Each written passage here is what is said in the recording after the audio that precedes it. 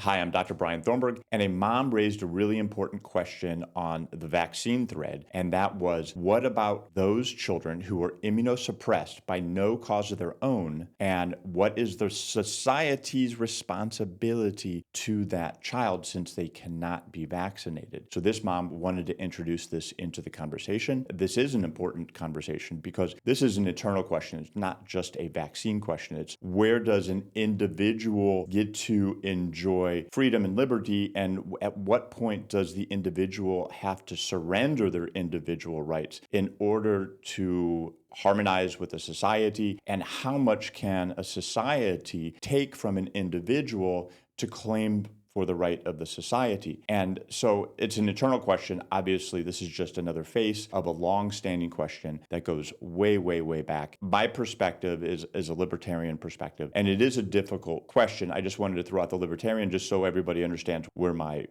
bias is going to come from. The best way to look at this question is from two different perspectives to objectify the conversation and to contextualize this in a way that allows you to see it with kind of less emotionality on one side of the issue or the other side of the issue, and that is the individual physician treating a patient, one person in front of us, versus an epidemiologist who is looking at a population of individuals and how to reduce the disease burden among a whole population. And so when we have these separate starting points of how to engage health and wellness with a patient or with a population, there's going to be a different plan of attack. For me, as a physician, when I have a patient in front of me or a family in front of me, I'm making decisions based on what I know about that family's cultural context, also with the current literature in the medical library, also a conversation that I'm having with the family that's very real time, and we're discussing all of these to create a plan of action. And so you've heard me say on previous videos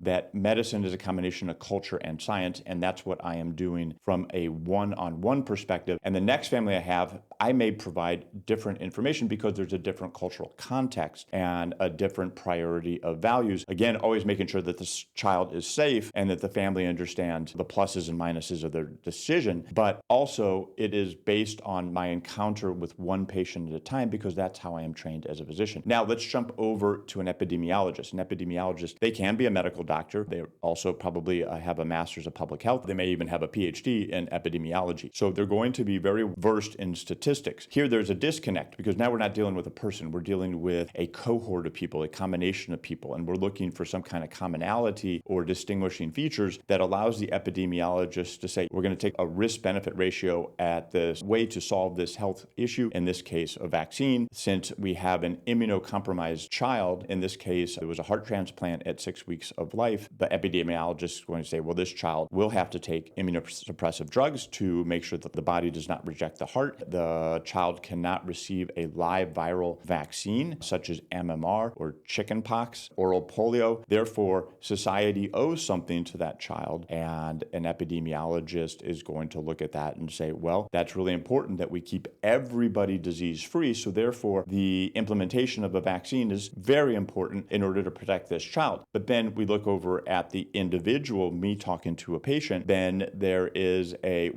are side effects to these vaccines. They have not been fully studied. That's the question, and I won't be able to answer that. I can just put a face on it. So here we have at the final crossroad is, does a family have to inject something that has not been completely studied? And if you watched my previous videos, you've seen how there can be a potentiation of problems with chronic disease as a result of vaccines, of allergies, asthma, autoimmune disease. There's also some other components like SV40 that also contribute a potential cancer risk that are also in some of the vaccines. Does the individual have to accept those vaccines for the good of that person across town, or does that individual have the right to say, I don't want to take this vaccine, I'm not comfortable with it, and I understand and I'm sensitive to the child across town, but I can't do it? And I don't have an answer for that. I'd love to see some discussion below, and I will try to participate as well. It's an interesting question, and again, this is a long-standing question, and it's kind of like a microcosm of what's happening here in our country right now between big government, small government, individual rights libertarian versus protecting and contributing more into the government government for social services. It's an interesting perspective. Again, my perspective is I'm a libertarian. I was also a child abuse doctor for 12 years. I'm a pediatrician. I'm very pro-social services, and I am fiscally conservative. I am for the individual as a practicing physician. I believe that I have to treat the patient in front of me, and I do understand there's some surrendering for the greater good, if you want to call it a societal perspective, but it's a lesser good from an individual perspective, and I always will choose the individual over the group when there's an unknown that could result in serious damage to the individual. Thanks for watching.